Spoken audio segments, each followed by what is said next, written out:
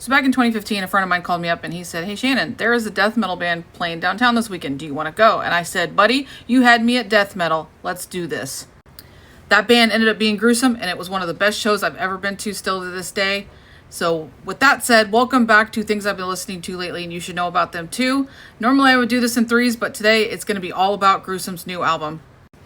Now, this album has been out for a hot minute, so if you didn't already know about it, definitely check it out, especially if you're a fan of death, because that was the first thing that came out of my mouth. When I saw them on stage, I'd never heard of Gruesome before. How? I don't know. I lived in a bubble for a long time. Anyways, as soon as I saw them on stage, I was like, holy shit, they sound just like death.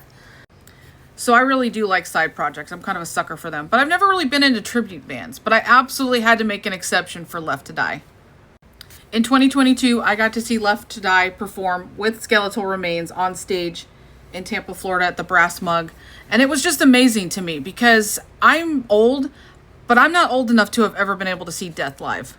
So the fact that I got to see someone who I consider a genius, Matt Harvey, along with Terry Butler and Rick Ross, I mean, that's a once-in-a-lifetime thing. I mean, how freaking cool is that?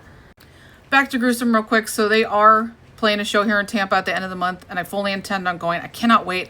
I'm hoping I can get their new record on vinyl at the show because, in my opinion, that's the best way to buy vinyl.